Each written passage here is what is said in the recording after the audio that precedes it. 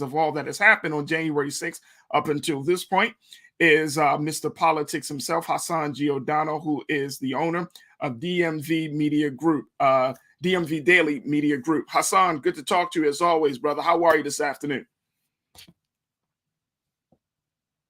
In there, do you? There we go. You don't like putting the daily in there, do you? I do. You know what? I have to get. You're right, Hassan. Daily.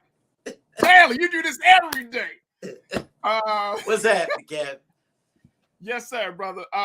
So look, I appreciate you for checking in and being a part of this conversation. First and foremost, Hassan, the whole situation, this investigation, January 6th committee hearing, this is a bipartisan hearing that is headed by the Benny Thompson out of the Democrat out of Missouri. The co-chair of the committee is Liz Cheney, who is a Republican out of Wyoming.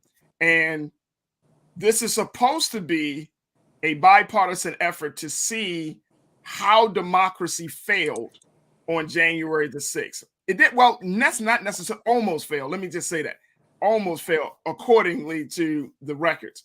But what do you expect to see tonight? A bunch of theatrics and desperate Democrats. I mean, to call this a bipartisan committee is truly a stretch. You do have two Republicans on the committee, but these are two Republicans who nonetheless voted for the impeachment of the president, who are not good friends, never been friends of President Trump. And this is clearly a Democratic ploy to really attempt to try to frame the message around violence that we've been seeing across this country and what we saw on January 6th ahead of the upcoming midterm elections, to kind of lay the blame of not only January 6th's insurrection, but all the violence that have occurred over the past few weeks, months, and years at the feet of the Republican Party and former President Trump in particular. Because let's be honest, Democrats are struggling in the polls. Most people realize that they're weak on pocketbook issues that really affect American people, whether it be gas prices and skyrocketing prices at the grocery stores, the inflation.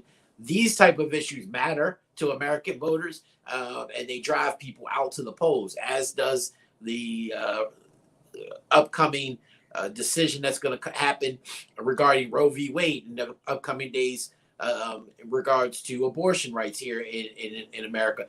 That will motivate people to the polls. This is nothing but theatrics that we're going to see tonight. I do expect, a lot of information that probably has not been revealed to the American people will be laid out systematically. It's not going to be all given to you at once. To me, this reminds me of a Netflix miniseries. Right? Oh, snap. Let's see how we can roll this out to keep people more intrigued, because I think the first night tonight will have a lot of viewers. You'll see a lot of Americans interested to see what comes about in this. But I think even Democrats in this committee know that if they don't give them a teaser for the next one, don't expect too many of them to return back. Because let's be honest, C-SPAN has been, live streaming so many here. You don't see that. They don't have great ratings, right? The American people don't sit there and want to watch the sausage making process known as government. But they do want to come and kind of see, exactly what Democrats are going to lay out. The problem is this is a toothless tiger, right? This committee is a House committee. It's not an independent committee of the judiciary. So if Republicans do take back the House, which is likely, looking at the polls right now in November, come January, this committee won't even exist anymore. They can't bring independent charges. They have to, anything that they come and investigate and they come up with, they can make suggestive charges to the Department of Justice, which of course is democratically run right now by President Biden. So that may come to fruition. But what happens if they bring charges and then it gets delayed and then we get a Republican president? Nothing's going to ever come from it. So again, it's theatrics by Democrats who see this as an opportunity to start laying the foundation and the framework ahead of November's upcoming midterm elections, especially with such a weak president right now. That's sad.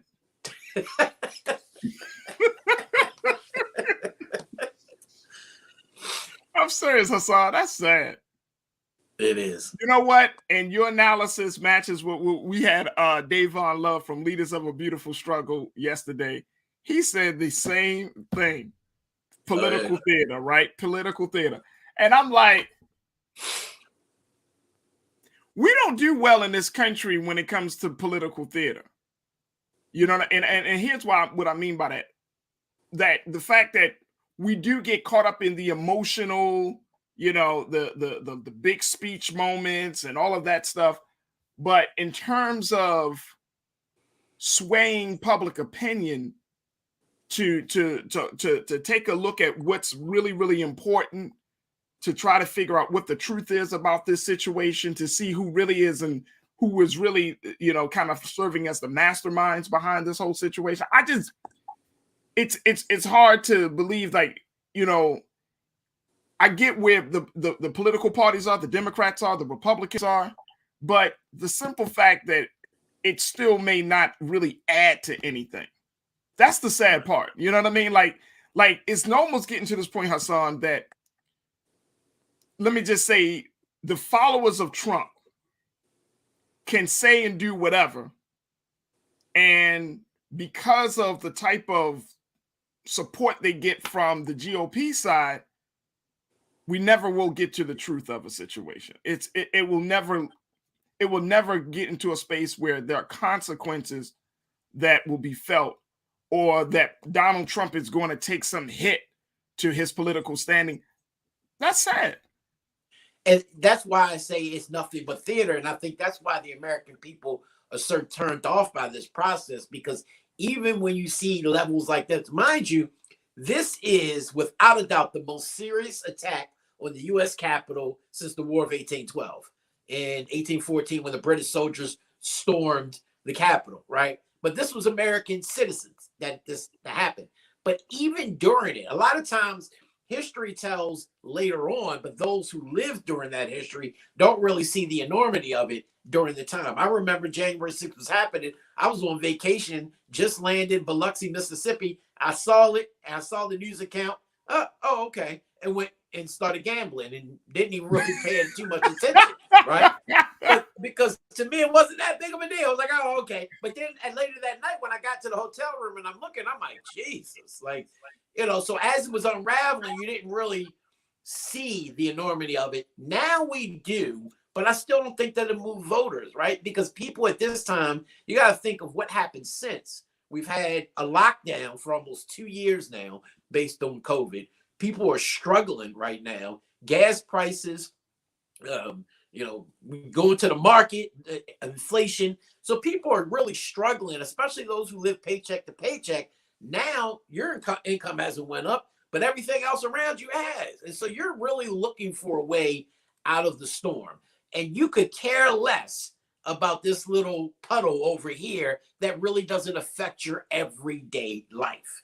And so that's why I say when Democrats, especially, Republicans have a better way of framing messages. Democrats seem to struggle when it comes to moving the needle and getting voters to pay attention and get out to the polls because of these issues, because they don't really nail it the way they should, right? They're not really paying attention to some of the major issues. Look, if you really wanted to pass gun reform in Congress, it's real simple.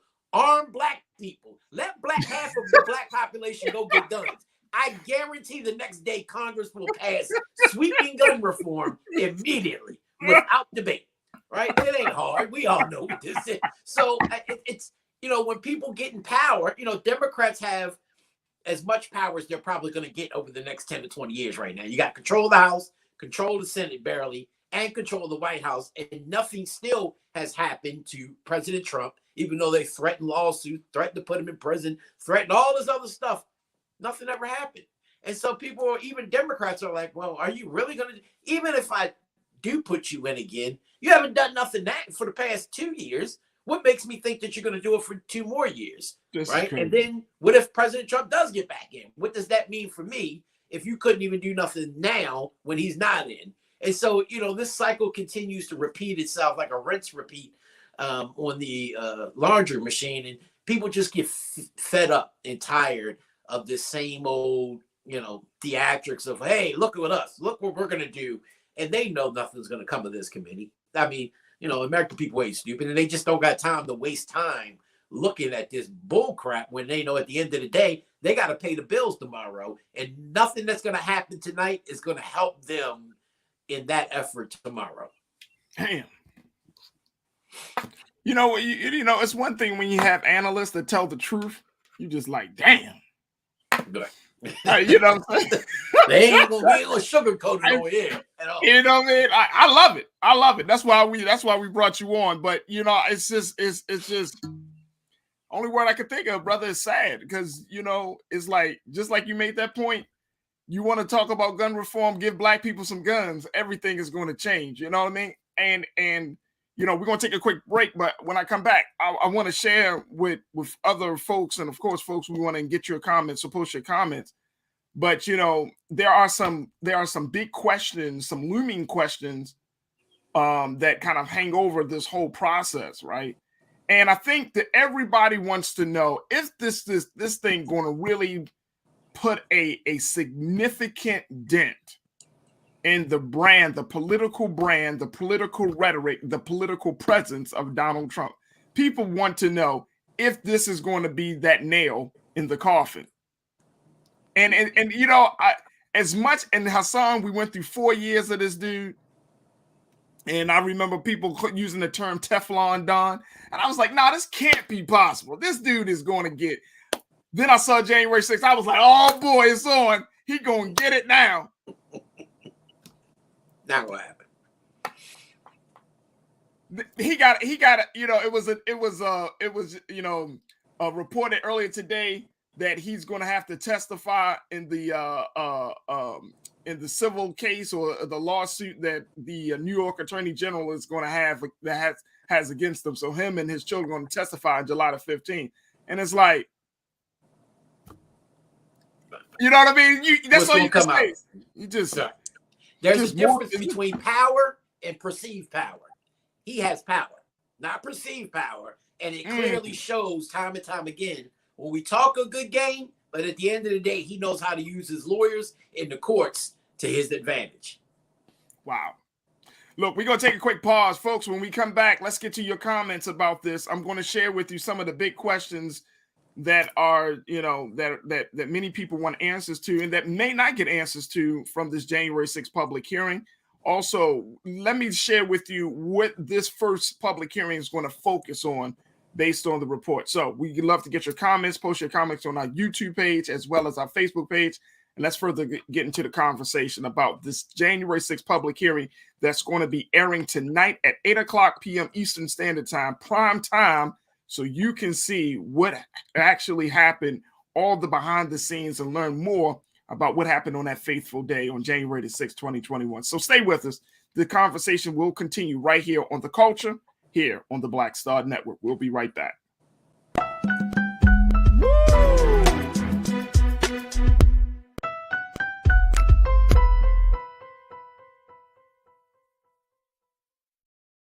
Hi, I'm Dr. Jackie Hood Martin, and I have a question for you. Ever feel as if your life is teetering and the weight and pressure of the world is consistently on your shoulders? Well, let me tell you, living a balanced life isn't easy. Join me each Tuesday on Black Star Network for A Balanced Life with Dr. Jackie.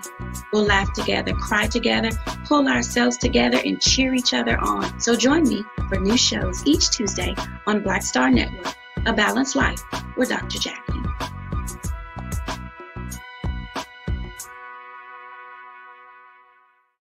Don't you think it's time to get wealthy? I'm Deborah Owens, America's Wealth Coach, and my new show on the Black Star Network focuses on the things your financial advisor or bank isn't telling you. So watch Get Wealthy on the Black Star Network.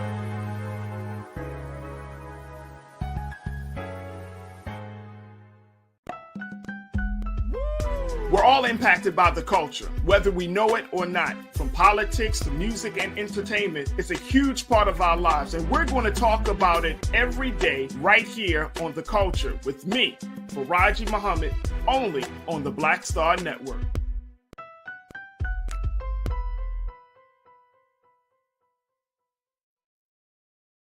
Pull up a chair, take your seat. The Black Tape. with me, Dr. Greg Carr, here on the Black Star Network.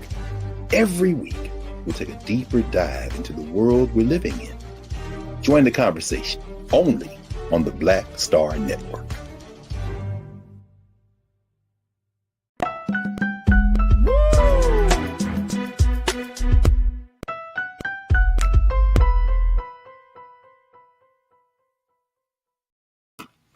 Folks, we have been talking about the January 6th public hearings that will be kicking off tonight, televised public hearings tonight on your major TV news stations. And we have been talking to Mr. Politics, Hassan Giordano, who is the owner of DMV Daily Media Group. And Hassan's been breaking it down and giving us his analysis about what we should expect. And essentially, Hassan is telling us, folks, don't expect much. It's political theater. If you like to see a good political drama outside of Netflix, then you might want to tune in tonight. Damn, Hassan. All right, let me let me share some questions first, and then we're going to get to some comments from our viewers. And folks can post your comments in our YouTube and Facebook pages, and we'll get to as many of your thoughts as possible. But the Washington Post put something out that I thought were 6 interesting questions, which I feel like are legitimate questions that the American people should get answers to. Keenan, let's post those questions for me, please, brother. January 6th televised hearing. This is what the Washington Post, they say 6 questions. 1, how much responsibility for the violence falls on Trump? 2, how did Trump and his allies use the levers of government to try to keep him in power? 3, how did so many people come to believe and act on Trump's lies about the election? Number 4, what is the connection between official actions and ordinary people's violence on January the 6th? Like, where is that line? Number 5, how was the Capitol so vulnerable to attack? Absolutely, considering Capitol Police let them in some areas. And number 6, what should be done to prevent similar attacks on democracy?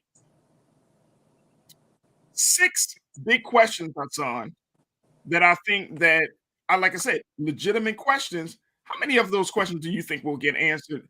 Not just in tonight's televised hearing, there's another one scheduled for Monday as well. But how many you think will get answered? Well, I think that, this committee knows the answers to many of these questions, which are really good questions.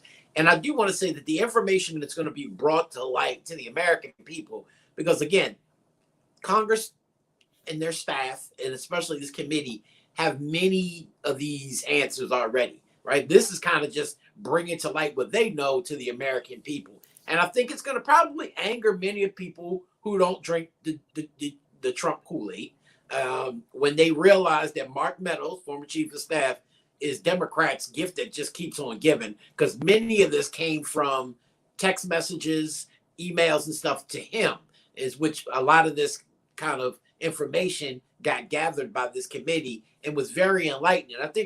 I want to look at to what level did the president, the twice impeached president, mind you, his staff, meaning his White House staff and his campaign staff, to what levels did they go to try to overturn the election results to get their way?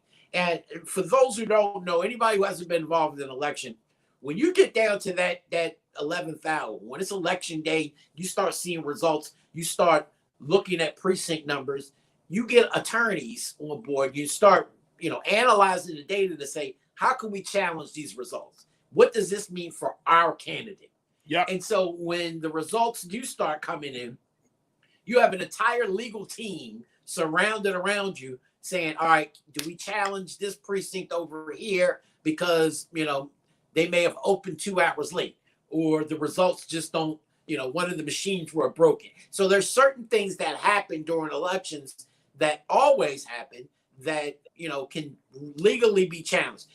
Case in point, Baltimore City, 2016, 2020, former Mayor Sheila Dixon was on a ballot twice for mayor. Both times it was perceived, and most election officials would say she got robbed twice. Now, 2016's election, however, was decertified because a group of activists, including myself and others, sued the Baltimore City Board of Elections because they realized they had two boxes full of ballots that weren't counted yet, but they had already certified the election results. So the state board had to step in, decertify the elections, and the federal courts had to get involved because citizens, not campaign staff, which should have been on top of this, and the legal staff of the mayoral or council campaigns should have been on top of it. Citizens brought this to light, and it had to happen. Usually, this is election staff and their lawyers who bring this stuff together. Had that happened with Donald Trump, he would have been mayor because he would have never allowed this to happen. He uses the courts to his advantage, and I think many times Republicans do this. Democrats seem to lack this testicular fortitude to really want to, drive it home. And so I think a lot of that's going to be revealed tonight and throughout the televised hearings. But I don't think you're going to see to a degree of how much the president was involved in the insurrection. You're not going to see any real connecting dots to, lay the framework for charges that are going to come against the former president. But you are going to see a tactical approach to how certain Republicans, Proud Boys, and other ultra right-wing conservative groups put this whole thing in motion. This didn't start on January 6th. This started way before that, back in October, November, December, months leading up to January 6th. This was a calculated effort to overturn the election results, and people understand that on a more granular level. And I think the American people will get at least some degree of information and light shed on this information tonight and the nights preceding when these hearings continue on. And I would agree, and I'm going to speak to that point because that is certainly one of the target messages that the January 6th committee is looking to kick off with for their opening argument, is looking at far right groups, those far right alternate groups, those white supremacist groups, and helping the American people to connect the dots to the fact that, Trump was the guy, the mouthpiece. This was the space to do it, but it was the Proud Boys. It was the Oath Keepers. It was those groups behind the scenes that were connecting the dots and galvanizing and organizing and bringing people to DC to create the type of disturbance that we saw. I want to go to a couple of the comments that are coming in because folks are checking in, and folks continue to post your comments. But let's start off, and I love this comment. Let's start off with Chris V. Keenan. Chris talked about history books. History books will try to rewrite January 6th as an unplanned field trip to the Capitol if left up to the Republicans. Facts, Chris. Right, unplanned field. I like the one where, and I don't remember what GOP congressperson said it. He literally said, "Oh no, they were tourists." The man, I saw.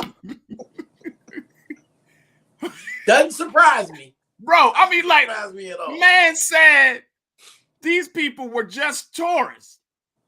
Right. I never went to like Disney World and started to try to climb the Epcot Center. Right. Or they the Magic tourists Kingdom. That smoked crack and decided just to storm the Capitol. Yeah, okay. I mean, tourists. I never seen tourists don't break into the souvenir shop. You busting windows and unplanned field trip. I love that, Chris. Thank you so much for your comment. Shalinda checked in and said, "Look, that's what I've been saying. Let's all register for guns." I think you hit a note when you said that, Hassan. The black folks are like, "Oh yeah, that's gun reform. I'll register for a gun." Shalinda, I don't know if you're a gun owner or not yet, sis, but I don't know. I don't think it's going to get to that place. Well, she better get it now, because if any gun reform actually passes, I can see, especially under Republican control, certain litmus tests being in there. Not age restrictions, but skin restrictions will certainly be included in that reform. So get your guns now, I'm telling you. Right. Right. That's a great point. Great point. Shalenda, thank you so much, sis, for checking in. Taylor, always good to hear from you. Give all felons back their Second Amendment right to be gun owners and wait for it. Power to the people, Taylor. That's right. We want it back. Look, if you give them back their rights to own gun, that's fine. Okay. But just tell them don't use them in your own community. Well, let's be honest. Most of those felons already got guns. It's just not legal. But you can best believe they are strapped. Right. That's a good point. That's the excellent point. Taylor, thank you so much. Janelle checked in. Janelle Fields, always good to hear from you, Janelle. Should we all sign up for concealed carry and write I am black across the top of the form? Y'all are really serious about getting these guns. I am black at the top of the form. But they're going to probably arrest you just for thinking about owning the gun, Janelle. You know that. You know that. Thank you so much, sis. B Dizzle, check this out. You said, look, I do think it'll be a death knell to Donald Trump being a viable candidate to win presidency, but not the ideology he let loose again. That will take consistent effort to deal with and time. What do you say to that, Hassan, about that? Like, does this? I mean, even though this thing is going to be going, and we're in the middle of midterm elections, do you think it damages, regardless of which way this committee presents the information? Do you think it damages Donald Trump's viability to be the candidate? Not at all. I honestly don't think Donald Trump really wants to run for president in 2024 because he's a person that does not want to admit defeat, right? That's part of the reason behind the big lie, right? Honestly, at his gut core, he knows he lost. They know, just like in any football game, when the Ravens lost the last game of the season to Cincinnati on the last play of the game, we should have went to the playoffs. Coach Harbaugh said it best. It wasn't that play that we lost the game on. It should have never been that close. Right. Donald Trump knows it should have never been that close to somebody like Joe Biden.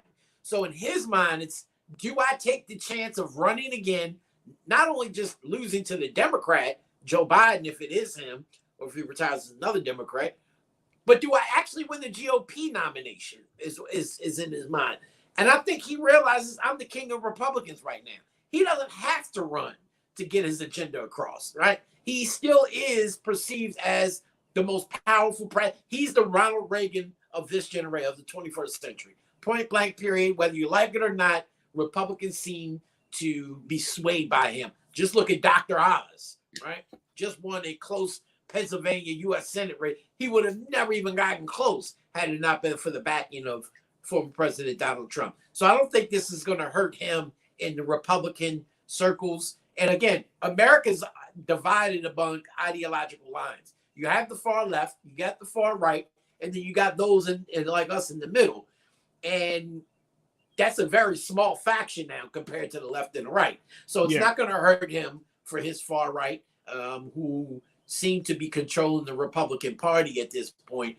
And I don't think it's going to hurt or delay anything that he's going to do in terms of trying to turn out the vote in November. And unfortunately, I still think at this point, all this does is further ramp up the Republican Party in turning out the vote in November to take back the House and the Senate. Oh, yeah. Yeah, I would agree with you.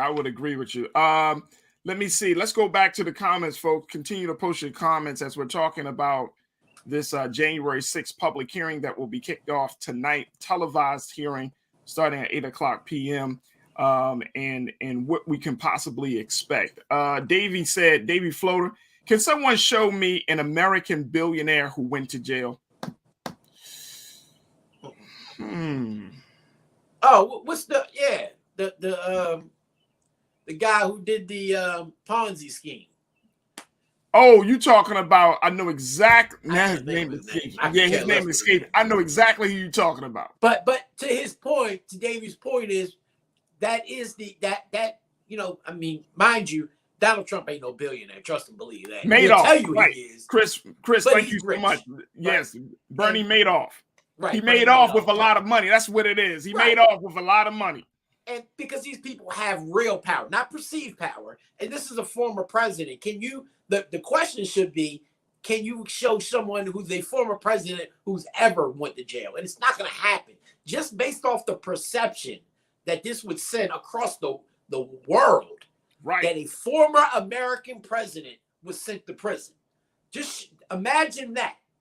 The democracy would never let that happen. The courts will never let that happen. And it's part of the reason why, if you see during right-wing administrations, especially during the Trump administrations, they appoint a lot of judges. You might not get no legislation done, but they're going to make sure that they put their judges in place because of things like this, to make sure that they have right-wing courts when things like abortion come up, but also things from low-level courts, right? When you have things like this that are coming up in New York and other states who are trying to come after Donald Trump. Absolutely. It's not going to happen. He might get fined. You might, huff and puff, but you ain't blowing that house down no time soon. You're not blowing the house down. And in regards to the comment that was made about those Trump supporters being just tourists, that was Representative Andrew Clyde, the representative, the Republican out of Georgia. Representative Andrew Clyde made that dumbass statement, being just tourists. All right, let's go back to the comments here. Let me see here. Tiana posted this on YouTube. She said, it's time to start locking people up. If he wasn't white and privileged, they would have been had orange jumpsuits. If they weren't white and privileged, they would have been had orange jumpsuits. Yeah. Well, see, here's the thing though. People don't, and I'm not sure if a lot of you are keeping up with this. The Justice Department has actually made a number of arrests in connection to January 6th. We just saw with the gubernatorial candidate out of Michigan that was just arrested today. I think his last name is Reed, but he was just arrested. He's running for office, but he's down there on January 6th trying to run up in the Capitol. You trying to run for office? You trying to run and you trying to destroy the system that you trying to be a part of? It doesn't make any sense. So that's one of the big things about this whole thing. Yes, you can. Those arrests are being made. They're just being made under the cover. But the Justice Department has arrested or has reached out to hundreds of protesters as it relates to January the 6th. But how many Trump administration people have been charged? Mark Meadows, DOJ, the president himself. None. Had that been the Obama administration, it would have been tarred and feathered by now. Brother. Come on. Brother, they would have connected the dots. Obama could have been across the water, and they would have been like, you were there. Right. You were there. Michelle, get her out. She's the mastermind behind the whole thing. Michelle. It would have been a disaster. And Brother King Lee said, time for black tourists to make that field trip. I like that. That was the best comment of them all. That's absolutely right. Spot on. It's time for us to make it. Look, you ever saw The Godfather? Look, man. Look, here's one of the things that I've learned in my sojourn, my time on this earth, being in this part of the world. The American government can do a whole lot of wrong. But if you, as a black man or a black woman, try to do wrong against this American government, you will feel the full weight and brunt of white supremacy and racism. That's right. Yeah, that's right. They may not correct themselves, but they damn sure gonna make you an example of you. Mm-hmm. And as much as I hear what people are saying, I get it, Abe King. You know how we go, so I get it. But I know that there are some black people out there, Hassan, and this is the honest fact. There are some black people who are so tired, justifiably tired, with how this government has been handling, issues, especially when it comes to us, that they're thinking about doing some kamikaze style mission of running up on a Capitol or, possibly hurting up elected official. They just arrested a dude who was trying to kill Supreme Court Justice Brett Kavanaugh. They just arrested him yesterday. Brett Kavanaugh has a residence right here in the state of Maryland. And this man said he was trying to do some real harm to Brett Kavanaugh. I mean, we're seeing people mentally having breakdowns, and they are directing their anger toward political officials and government officials. This is not a lightweight time that we're living in, when people are said enough is enough, and they're willing to do almost anything. The stuff that we read about in other countries is now what we're starting to see here in America. And I remember years ago, I used to read about in the Middle Eastern, how they used to have those bombers who would just put the jackets on and go into a public marketplace and then blow themselves. Those suicide bombers, right? Mm-hmm. We're getting to that place here in this country. Well, what do you think those shooters were? Huh? What do you think the shooters were in Texas and Buffalo? That's all they were. Instead of taking the suicide bomb, they took what they saw in video games and what they know best, guns. Right? Right. And so they're doing it here.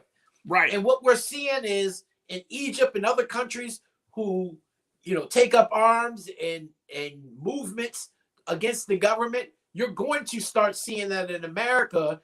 Look, things don't change in the past. We saw that with the Black history and the Black Panther movement, which was symbolic of this is what we need to do. But just then, the same way that they had then that they're going to have now is a very strong government aimed at taking out the leaders of any perceived movement that's, directed towards the government. Look, the preamble, we just saw this in polls. Recent polls showed that a majority of certain Americans, not all Americans, but clear almost to a majority of Americans, have said that they would not mind some type of action against government if necessary in terms of violent action. If we look, me and you, Farajii, and people might not know this, were part of the youth movement back in the day.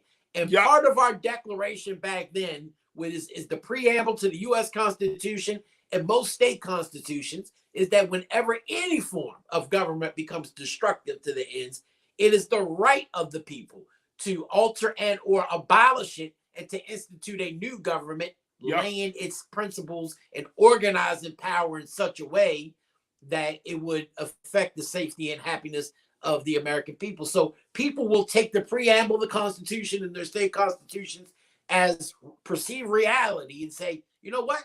You say it in your Constitution, I'm going to take that to heart, and let's, put together this movement. I have yet to see a real united movement like we've seen in other countries, Farajii, that will bring together people with enough heart to bring together those people with arms, because you can't do it without arms. Don't think you can march on DC, without arms and get anything really accomplished if you really want to take the government over. But do expect repercussions and consequences when you do such a movement. Right. Karina shared something. I want to get to Karina Denise's. Karina, it's always good to hear from you, sis. Karina, you posted something I thought was pretty interesting, and I want to get Hassan's real quick take on this. Karina said, if the GOP get in this November, they will hold the Democrats accountable for January 6th as revengeful punishment. Now, as crazy as that sound, it's not unlikely considering how Republicans think right now. What's the likelihood, though, Hassan, that you think that there's some level of revenge will be coming if the Republicans get in this November? Well, I think I understand her point, but I don't think it'll be about January 6th because most of that was Republican-led. But I do think, number one, that committee will be gone day one, right? So the minority leader now, Kevin McCarthy, who will then be the Speaker of the House, perceived Speaker of the House. We don't know how the vote will go, but more than likely he'll be the Speaker of the House. They will abolish that committee immediately. But then they'll start investigating things the way Democrats are doing January 6th that they believe the American people should know about, including one of the bigger right-wing talking points right now is the president's son and some of the charges that he should be charged with. You'll see Hunter Biden. Right. You'll see a committee around Hunter Biden and the gun charges and the money that was supposed to have went to him from across seas and foreign interests that might have went to his father. That committee will be formed almost immediately, right? Other things that direct their attention towards Democrats, committees will come to play. And that's part of why the American people are so fed up, because depending on what party it is, instead of them uniting around a common cause of gun reform, because we see these kamikaze style individuals in Texas and Buffalo and across this country, let's get some handle on that. They're so busy fighting one another instead of uniting the country to fight outside foreign interests. And so America is kind of letting this happen because we don't have our eye on the ball of American safety beyond partisanship. And, you know, that's not going to bring people out to the polls. That's not going to get you a popular sentiment amongst any political party. It's time that they start, you know, put their left wing, right wing down and really come together to do what they're supposed to do. And that is represent the interests of our interests of the American people. Absolutely. Absolutely. It's going to be interesting, to say the least, Hassan, to see how this whole situation is going to play out. And at this point, you know, I think a lot of people are going to be cautious. Like, I want to use the term cautiously optimistic. But I think a lot of people are going to have the sentiment that you said earlier, which is like, okay, they're going to tune in for the theater, but they're not going to expect any real results, anything significant to change the political space that we find ourselves in this country.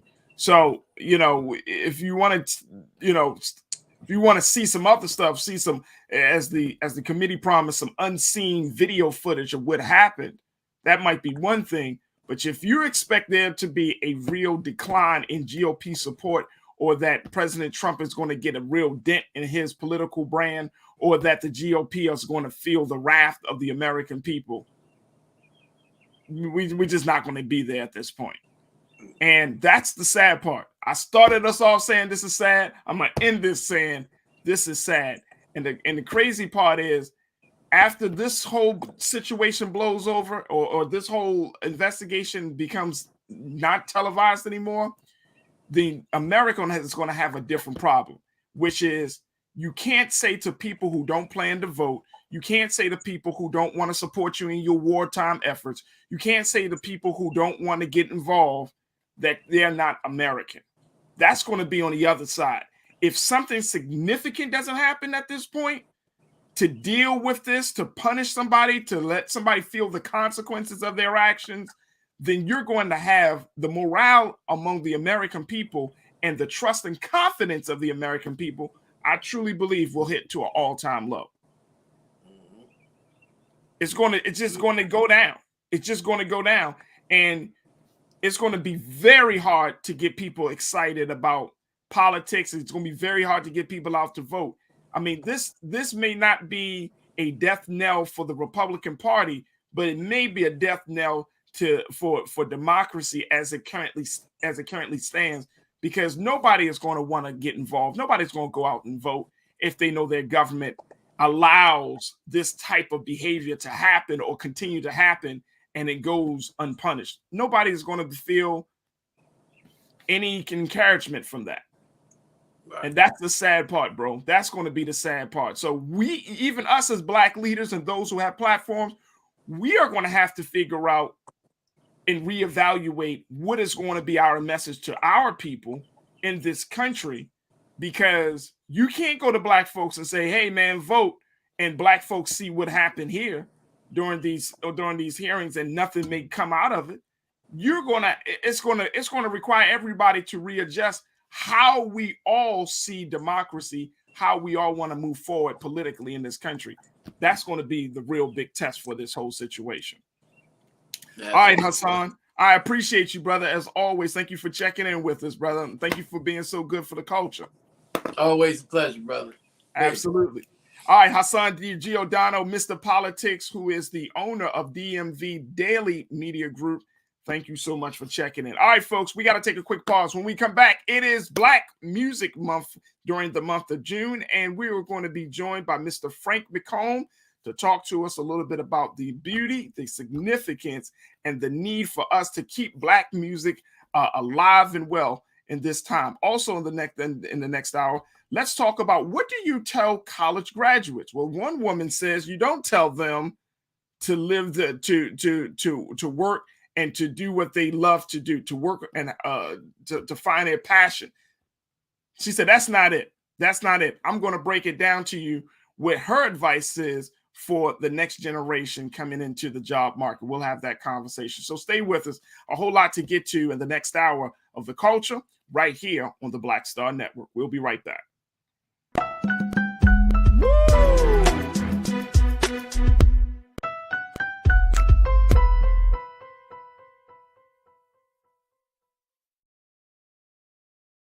Don't you think it's time to get wealthy? I'm Deborah Owens, America's Wealth Coach, and my new show on the Black Star Network focuses on the things your financial advisor or bank isn't telling you. So watch Get Wealthy on the Black Star Network.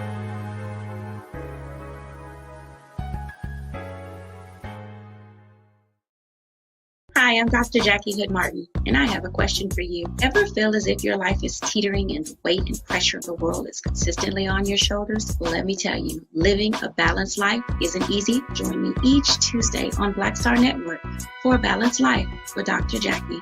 We'll laugh together, cry together, pull ourselves together, and cheer each other on. So join me for new shows each Tuesday on Black Star Network, A Balanced Life with Dr. Jackie.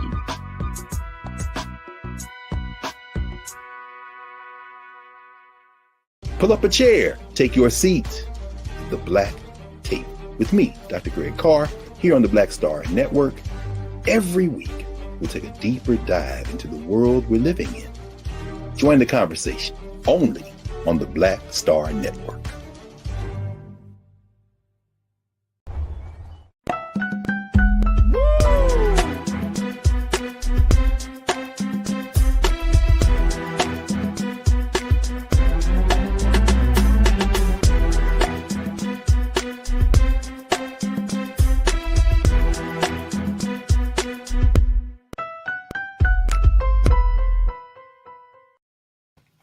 Folks, welcome back to The Culture right here on the Black Star Network. I'm your host, Farajii Muhammad. Man, oh man, we just had a very, very, I think, informative conversation with Hassan, Mr. Politics Giordano, about what we should expect for the January 6th televised hearings that are expected to start this evening at 8 o'clock. So much that can be said about that situation. And, you know, I'm so happy that many of you checked in and are at least talking about this, because it's so important that we have a conversation. And I said it at the end of the segment, folks. The real test is going to be how America deals with this, not with the GOP, not with pro-Trump supporters, not with conservatives. That's one test. But the other test is, how do you move forward in light of all of these things that happened, in light of knowing that these violations were made? How do you move forward? How do you tell the rest of the country that they need to continue to believe, we need to continue to hope? That's the big part of this. That's going to be the big part of this. So we will see how this whole public hearings will move forward on. But I want to now switch gears and check in with a great musician. We are celebrating Black Music Month. If you did not know, June is Black Music Month. And so we wanted to just do our part here on The Culture, just highlight just musicians that continue to make waves for the next generation. And so we're going to be joining in a few moments with musician, vocalist, keyboardist. He's been doing music for many, many years, worked with some of the greatest musicians and artists of all time. And so we're going to be joining in a few moments with Mr. Frank McComb. But I also want to bring in our culture crew, Rashad Staton, who is an educator and activist. Welcome him here. Rashad, good to see you, brother. Peace and good day, brother. Farajii, always a blessing, always for the culture. How you been? I'm good, brother. How are you? I'm well. Can't complain. I'm blessed, full of life. I hear that. Also joining us today is a writer. She's an educator. and she's an activist slash advocate, Nira Muhammad. Nira, how are you? Hey, Farajii. I'm good. How are you? I'm good. So I wanted to, at least have a brief conversation about, with you guys about this whole thing. Like, this is Black Music Month. This is the month that we're celebrating Black folks, right? Black music history, the contributions that Black artists have made. And it's, so many things happen in the month of June. You got, this is Pride Month. This is the month of Father's Day, Juneteenth. How do we make sure that our arts and culture is not forgotten during this month? And Nira, I'm gonna start with you first there. How do you, what do we say? How do we make sure that, Black children understand the power of their voice, the power of their musical talents and their artistry? Well, let me just say that this is Gemini season, and I have a Gemini son. So this whole month is about Nigel. Nigel makes June. Like, literally, as soon as like the end of May approaches, it's like, Mom, hey, you know what's coming up, my birthday. So for me, June is all about running around for Nigel. And then the middle of June is about running around for Father's Day. And then I turn around, my daughter's birthday is July 1st. So if you're like me and you're one of those moms who has like birthdays and like Father's Day back to back, then you're probably getting lost in the midst of all of these different celebrations. To be honest, Farajii, I don't think I ever really knew or paid attention to the fact that June was Black Music Month. I did. And I know everybody probably like, damn, Nira, really? You didn't know that? But as I just said, I have a lot of things that happen. Listen, I just celebrate like 2 other kids' birthday parties in my son's class. I feel like I've been running around like a chicken with their head cut off. Like, June is that month. It's like family vacation. I can't even answer this question. I am a consumer right now who needs Rashad to give some expertise. Because how do I, besides the fact that I love music and I'm constantly playing music and put my son in private piano lessons to teach him that Black boys don't have to just be athletes. That was really important to me. People are like, what? Your son takes piano? And I'm like, yeah, piano. And it really helped him with his concentration and being able to focus, because Nigel's one of those kids that's like really active and really struggled with like paying attention. But I can say just from 2-3 years of piano, it's changed his ability to focus. So I do believe that music is important. I just don't know how to make this month less chaotic for me than it already is. Rashad, I appreciate the honesty on that, dear. Rashad, what's your take on it as we look at, this is a month of artistry. We're seeing a lot now, artists, and I say Black artists, becoming much more, what's the word I would like to say? Cognizant and conscious nowadays, right? Like, it's hard to be an artist and you just stick to, and I'm speaking of, especially in the hip hop genre, in the hip hop space, it's hard to, I would think it'd be hard to be an artist and you just talking about your money, your cars, your lavish trips and all this stuff. Like, at this point, we don't care. We want something more. I'll never forget Lauryn Hill had a song on her classic album, The Miseducation of Lauryn Hill. And she said, she had that song, "Come on, baby, light my fire." Right? And that, y'all like that joint, didn't y'all? But the fact is, it's like, as artists, bro, as an artist, like, you're trying to figure out, like, yo, who's going to light my fire? Who's going to speak to my soul right now? Talk to me on that, Rashad. Bro, first, I want to say I share the same sentiments as Queen Nira over here. I was today years old when I realized that this was Black artistry and Black music. And I am a music lover. Like that, being a speaker, if I don't have nothing to say, I will use a verse to just get my point across. And sometimes you need somebody else stands in quick 3 bars to just light up the room and just say it as it is, and you drop the mic. But I was today years old when I learned that this is Black History Month. Me too. Maybe we need to, us as this country may need to do a better job in promoting it, or we as a community need to do a better job in celebrating it. I think a lot of people knew. I don't know. No. I'm talking to the audience now. No. Farajii, did you know? You always knew about this, Farajii? Yeah. Honestly, I did. I can't get up here and fake it. I can't cat. I never knew. Look, the look on both of y'all faces was like, for real? For real? Like, but to be fair, every month is something different, right? It is. It's Women's History Month is for March. I thought April was like poetry month. April is most of the time, even though it's one day, but a lot of people attribute April being Earth Day. No, yeah. I thought April was like poetry month or something like that, or now that I'm not sure. Autism. There's an autism awareness month too. I think that might be May. See what I'm saying? Like, it's just really, really, really hard to keep up with all of these different things that are happening every month. I'm trying to keep up with these bills. I love the honesty. You always show up, but no, like. I mean, I love the idea of it. Now that I know, I can celebrate it with intentionality. Like, but I listen to music today, like that lifted up my spirits today. I got you.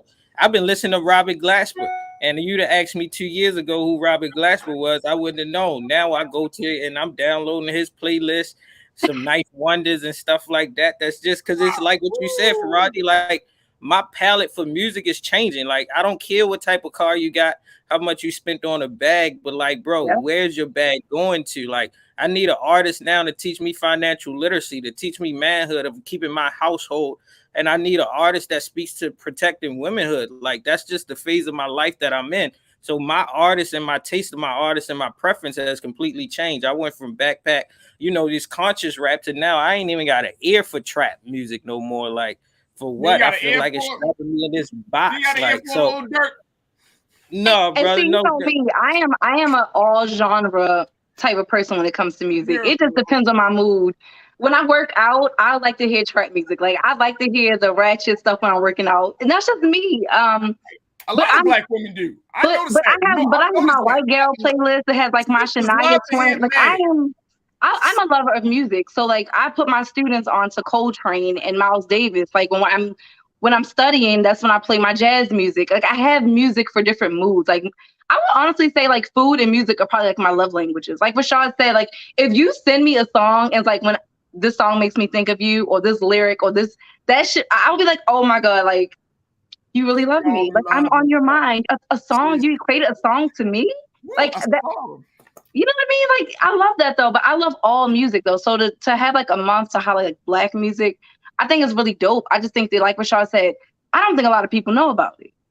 Well, and that's why we have black media, because black media helps to keep us at the forefront, to remind us that sometimes, because look, we know folks, I'm not bringing that up to try to put y'all on the spot. I'm just letting folks know that this is the month that we celebrate the great artistry and the great musical contributions of our people.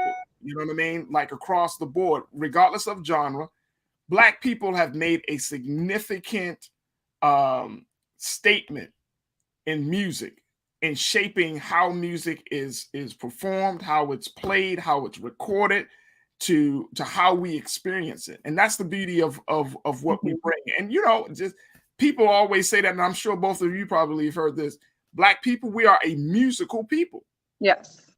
Like, we have a natural rhythm, whether it's, we can just, hear one beat, and then all of a sudden our minds just go to, okay, now you bring in the drum. Okay, here come the horn. Like, we just have this. What's that video? You seen the video, the TikTok video? It was like, all right, cueing the horn, then he was about to sing. The Temptation, like, he was like, bring in the bass, and he was about to know.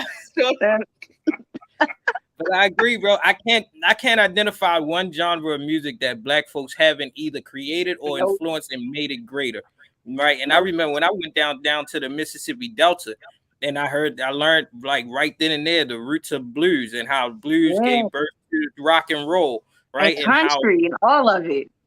and it was amazing. Like that right there, traveling exposed me to different genre of music that has always been the heart post of our community. And I think that's one beautiful thing. So now that I'm aware of it, I'm like, all right, what music that we have out here right now that can actually teach us of Juneteenth? There's plenty of revolutionary songs that have been a part of all of our movements that attest to the times that we in. And I think our music is always everlasting and ever changing. But music, I remember when I read Decoded by Jay-Z, it says that music is always going to tell you the times and the places that we are in society. Our music is always going to speak of the pain that we're going through, the social change that we're experiencing, the inner works of that artist in the historical context to it. So I have an appreciation for music because it allows me to delve into worlds that I didn't have the actual blessing to live through. Absolutely. So I want to bring in our very special guest, and many of you have already kind of talked a little bit about this, but I want to bring in our very special guest, Mr. Frank McComb. Frank, are you there with us, brother? Hey, I'm here. There he is. Hey, Brother Frank hey, McComb, who is a keyboardist, vocalist. Frank, thank you so much for joining us here on the Culture, here on the Black Star Network. How are you today, brother? Alive and healthy. So I'm in style. There you go. There you go. Absolutely. Yeah, man. I'm good. Hey, Frank, for those who may not be familiar with who you are, the work that you've done, I mean, I know that just reading about your history, you've been doing music for many, many years.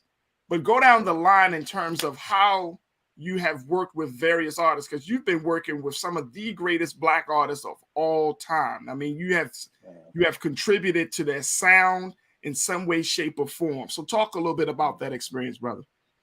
Well, that conversation can go pretty much for the rest of the night because it's a different experience with different people. When working with Prince taught me to keep my mind open in regards to sounds, period. To not call your paperwork a contract, call it an agreement, because you know what you're getting into. If you sign some paperwork and you don't know what you've gotten into, you've been conned. So, wait a minute, hold on, Frank. You can't be dropping no Prince jewels on us like that, brother. I got to. That's what I'm here for. I gotta carry the legacy, man.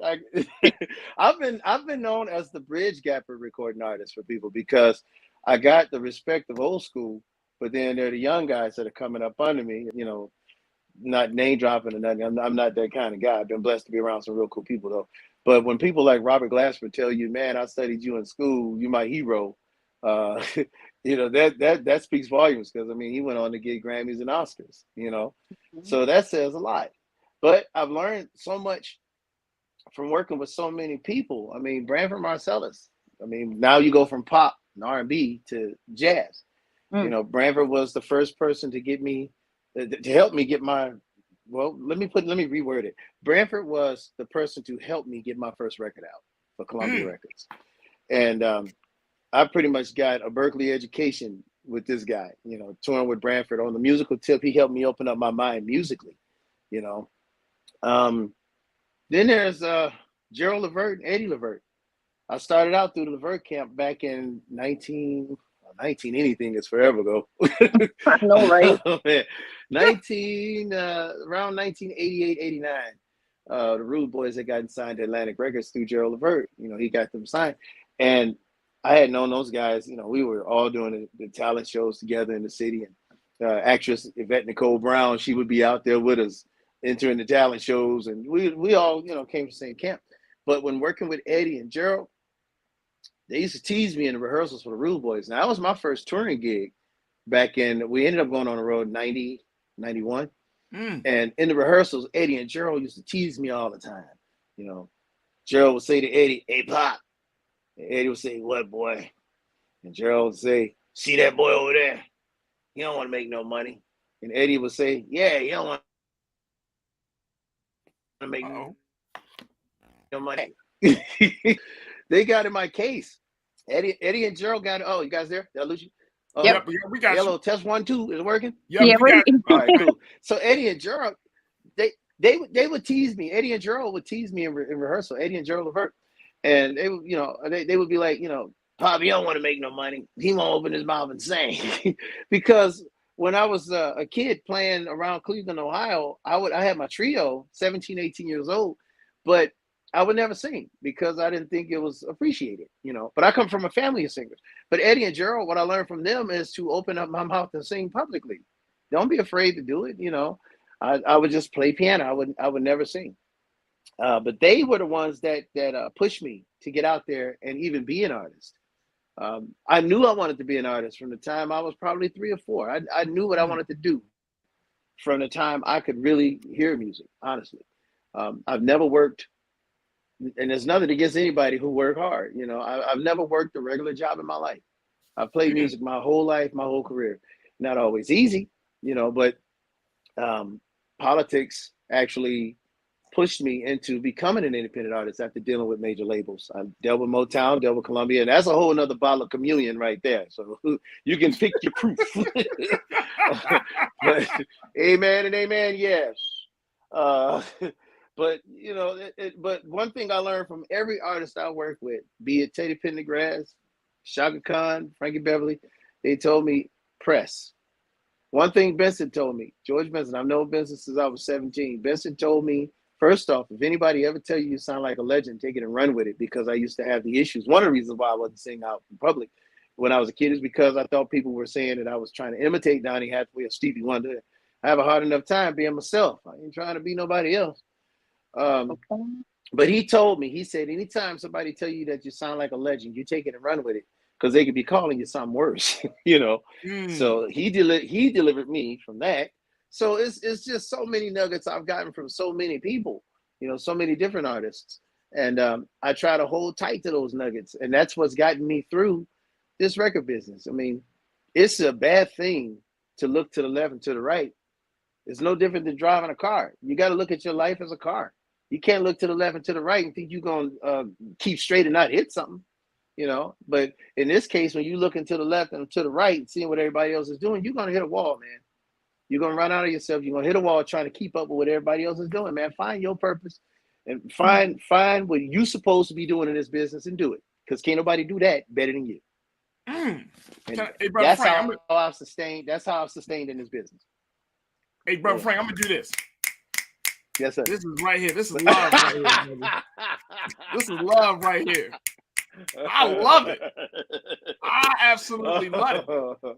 No, because you know what? And here's the thing. Hey, look, you're on the air right now with 3 people, particularly with Nir Muhammad, Rashad. You're on the air with young brothers and sisters who, you know, it's a beautiful thing when you find your purpose in life. Yeah, it's a beautiful thing when you realize, like, you know what? I have a gift. I have a talent to share with the world. Let me move forward with it, regardless of what people may say. Yeah.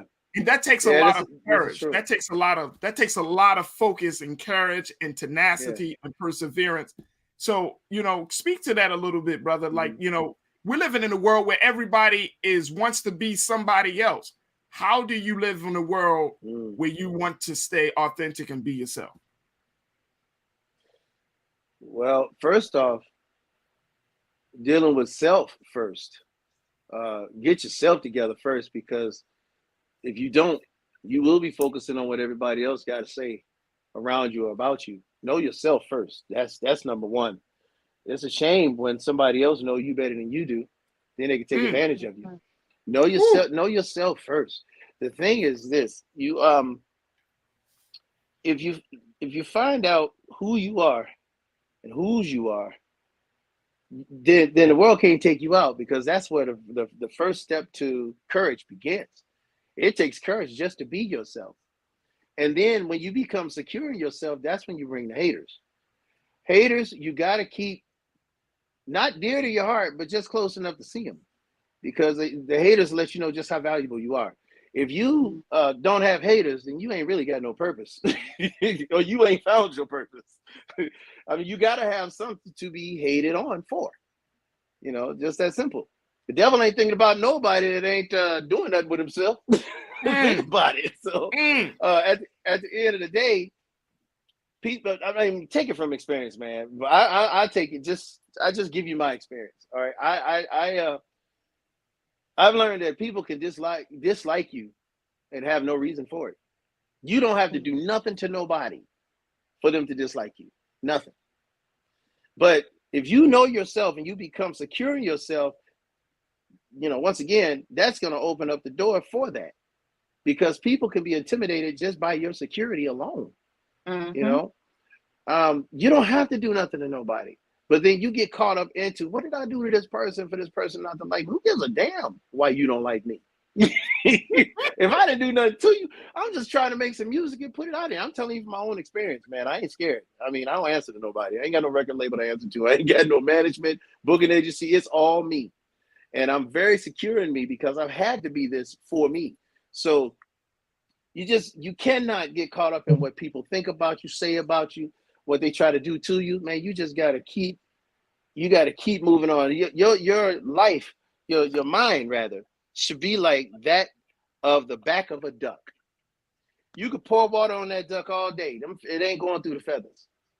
You cannot let that. That's what you got to see your life as. You can't let the arrows and all of that stuff, you can't let it penetrate your feathers. Just that simple. And keep your mind guarded, man. And you won't have the problems that they're trying to put on you. How about that? How about that? How about that? Hey, brother. So hey, brother Frank. Yeah. I want to take a quick pause because we got to take a quick commercial break. When we come back, Nira, pay them bills. We got to pay the bills, brother. Pay them bills. Because like you, this network is self-sufficient. So I relate. I know. You know what I'm saying?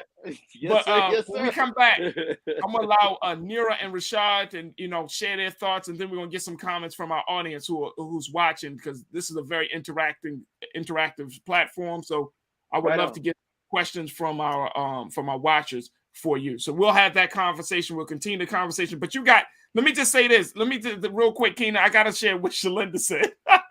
Shalinda said this. Post this comment, Keena. Shalinda said this segment is making me want to make a strawberry daiquiri and put on some music. Put on some Frank McComb if you're gonna put on some music. I'm trying to get your soul fed. I'm gonna get your soul fed. Hey, Frank's not pulling out his drink. Listen. Hold on. Don't let him get cheers to the weekend, baby. Cheers to the weekend. This is virgin. And this is virgin. This ain't even the communion. This is just virgin. Amen. All right, y'all. Look, we're going to take a quick break. When we come back, more with Frank McComb, Nira, and Rashad. Stay with us. It's The Culture right here on the Black Star Network.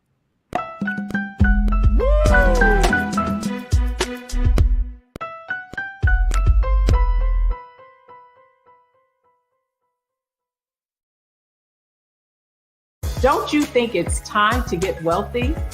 I'm Deborah Owens, America's Wealth Coach, and my new show on the Black Star Network focuses on the things your financial advisor or bank isn't telling you.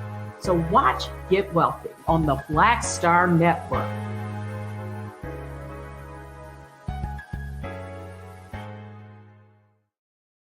Pull up a chair, take your seat. The Black Tape with me, Dr. Greg Carr, here on the Black Star Network. Every week, we'll take a deeper dive into the world we're living in.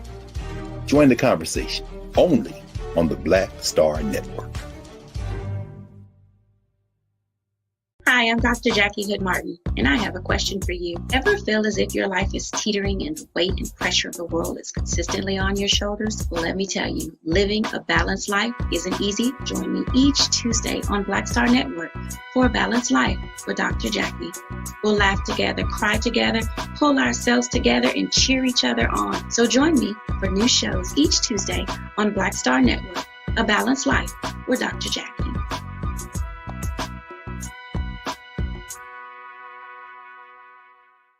It's time to be smart. Roland Martin's doing this every day. Oh, no punches! Thank you, Roland Martin, for always giving voice to the issues. Look for Roland Martin in the whirlwind, to quote Marcus Garvey again. The video looks phenomenal, so I'm really excited to see it on my big screen. Support this man, Black Media. He makes sure that our stories are told. See, this difference between Black Star Network and Black-owned media and something like CNN. I got to defer to the brilliance of Dr. Carr and to the brilliance of the Black Star Network. I am Roland with Roland all the way. Honored to be on a show that you own. A black man owns the show. Folks, Black Star Network is here. I'm real revolutionary right now. Roland was amazing on there. Stay black. I love y'all. I can't commend you enough about this platform that you've created for us to be able to share who we are, what we're doing in the world, and the impact that we're having. Let's be smart. Bring your eyeballs home. You can't be Black-owned media and be scared. You dig?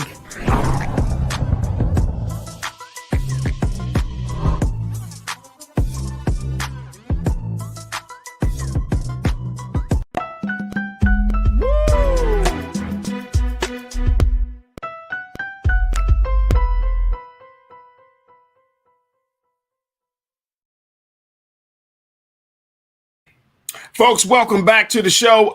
We have been having a conversation with vocalist, keyboardist, songwriter, producer, CEO of Booby Scott Music, Mr. Frank McComb, joining us as we've been talking to Culture Crew members near Muhammad Rashad Staten and getting just a little bit of some good old wisdom, from a man that's been doing music for many, many years as we continue to celebrate Black Music Month here on the Black Star Network. Now, Frank, yes, sir. First and foremost, brother, again, thank you so much for your time. Thank you. People are watching this segment. There's now you told them about the Isleys, you told them about all these people that you work with. Now they quoting lyrics. They quoting lyrics in the comments and all of that good stuff. But people, wow, it's a whole That's experience cool. now. It's got to be a whole experience. Cool. But cool. I want to give our culture crew an opportunity to pose some questions because, one of the beautiful things I love about you coming on to the show today is that, you can impart some wisdom on us. You know what I'm saying? Like, we're a little bit younger than you are, but I have an appreciation for artists. I have an appreciation for Black people that shape or who add to the progress of our people, who can speak to the language of where our people are, like yourself and many others. So, it's just like, you're like, you said that you are one of those connecting artists. This is one of those connecting platforms, this show, because we want to bring voices like you to connect with us. So that way we can all learn together, brother. But let me start with my man, Rashad. Then we get to Nira to pose some questions or share some thoughts. Rashad, what's your question for Mr. Frank McComb? Hey, brother Frank, I must say I'm enjoying this, hearing you, man. That's what I love about the arts in itself, the wisdom that come with it. I'm being completely honest with you. I just downloaded your whole catalog on Tidal. As you went through before you jumped on. We were speaking of Robert Glasper, and then you said how Robert spoke life into you from you just inspiring him and his artistry. So thank you, because I'm after going back, I'm gonna hear some of you and his music. So my one question being that it is Black Art Music Month. How do we, and the listeners and the audience and the lovers of music and arts themselves, how can we better support Black music during this time when we are worthy of celebration and the historical relevance and the value of how it always allowed us to just be who we are and express who we are?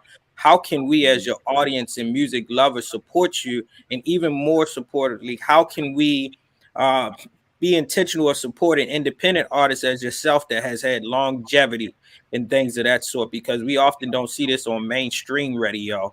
And we have all of these different type of third-party streaming sites. How do we support you all that, you all feel valued, recognized, and as well as your pockets are being filled as well for your arts? Very good. Great question. Well, first, and I want to say thanks for that support.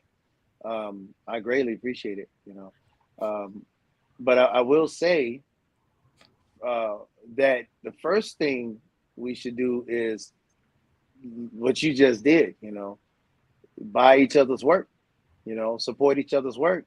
And those of you out there that would like to get Frank McComb's music, go to my Bandcamp. Now, Tidal and Spotify and everything, that's all cool. Don't get me wrong. But when people download the music from there and all those other places, the digital platforms, they get their music right away. But we don't see those tithes and offerings for another 3 months.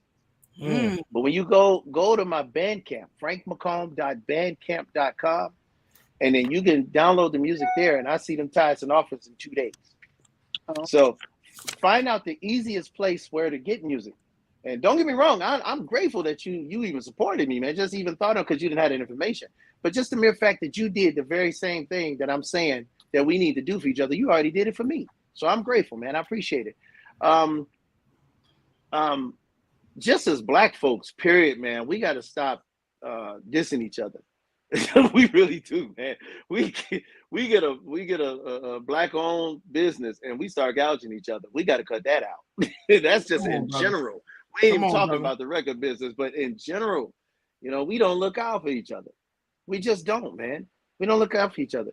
And as far as the record business, when somebody looking out for you and you need that leg up and you just now starting out, you know, and somebody reaches out and grabs you and pulls you up, don't step on the head and don't forget that they looked out for you. Woo. Reach back. Hey, what can I do for you, man? Hey, I got a bigger platform now. Let me pull you up. We tend to forget, as Bobby Womack would say, how quickly we forget. You know, that's another thing we have to stop doing, man. And that's why I've been working alone for so many years. I've worked alone since well, let me see. There was Motown in 92, 90 in Columbia. Yeah, I left the labels alone around 2004. I did my first album on my own, straight from the vault, by myself. There's nobody else on the whole project. And people thought I was crazy for doing it, but I'm like, look, man, I'm not going to spend a career. I'm not going to make a career of chasing labels to get my music heard, you know? So what I decided to do was just take matters in my own hands after watching somebody bootleg a record I did for Motown that was never officially released. And this dude was selling it in the UK. That's when eBay was just hitting the scene. He's selling it in the UK. Wasn't mixed, wasn't mastered, hand burnt, all CDRs, right? With this little title, Frank McComb, The Motown Sessions. Yeah, 25 pounds. At the time, 25 pounds was $50 US. And this is what he's getting off of my work. Kid you not? And I mean, it was an all-star cast on this record. We're talking Harvey Mason. Everybody know him from Foreplay, but I know him as a headhunter in the early 70s with Herbie Hancock. So you got Harvey Mason. You got Tony Maiden of Rufus, Bobby Watson of Rufus. You got famous percussionist Paulino DaCosta. You got Branford Marcellus on this record. Billy Preston played on this record. We had a lot of people on this record, and this record is selling like hotcakes in the UK behind my back. So I figured if a man can steal from me, why can't I steal from myself? So I went home and put all my music, like 12 tunes rather, on a CDR, and I hand wrote on it, Frank McComb, straight from the vault. And I had a show in Cleveland, my hometown. And I sold the whole duffel bag full. And the money I made from the CDs, I put back into hand packaging more CDs. And the money I made from the show, I took care of my family with. And that's how I started my independent thing. But I got hated on. I got hated on by so many people because it was working for me. But I'm a recording artist that I've been with 2 major labels, but neither one of those labels surfaced my music to radio. They didn't serve it to radio. I never got a video on TV. I'm 30 years now. This year makes 30 years I've been in the game. And you know, I just made my first music video in 30 years. Wow. To my current hit song, We Were Made for Us, all recorded by me, solely by me. It was #1 for 2 weeks on the US Indie, the official US Indie Soul chart. And that's a reputable chart. You know, 1.7 million radio stations or whatever they do. But it's the first time my music ever been like really treated right, but no label did it. No label did it. So a lot of cats that say they're independent, somewhere down the line, you had push from a record label. So let's not pretend. Let's not forget how quickly we forget. So a lot of cats have had that push. They've had that radio push, that video push. I didn't get anything. So anything you see from me is like literally homegrown.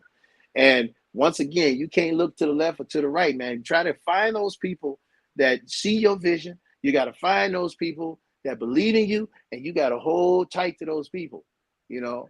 And we need to be those people for each other. It is. We need to be those people for each other, so everybody else don't have to walk that same walk that I had to get to this point, man. You know, we need to look out for each other, not just Black folks looking out for each other, but just recording artists in general. We need to look out for each other.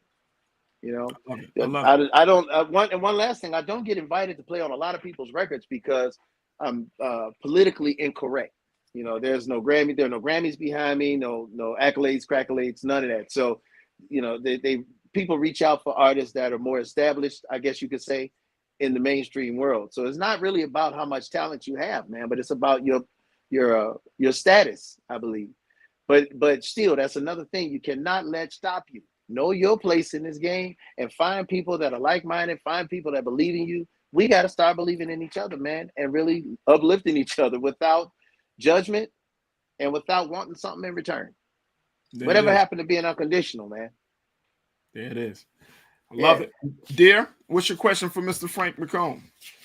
So I was thinking about the question that you posed to us about that article, should we encourage young people to do what they love? And I was thinking about that question and then also listening to Frank talk about how he knew from a very young age, from 3 to 4 years old, that he loved music, that he wanted to be a musician. So what would you say to parents and our young adults or young, teenagers who, want to go into the arts? I know I came up in a generation where I was encouraged to go to school to be a nurse because there's always jobs in nursing. Like, that's literally what my family told me. I'm a visual artist and a screenwriter. So to be told, I did try to go to school for nursing. I did, and I failed like 3 semesters in college. And I was the student who like skipped a grade in high school. I was the smart kid who everyone came to for like homework, and I failed 3 semesters in college because I simply wasn't going for what I wanted to go for. So what do you say to those parents who have children who are like, I want to get into the arts? Great question. You know what? Look, my mom steered me wrong, man. You know, she steered me wrong. I'm laughing because oh my God. I use my life as a testimony.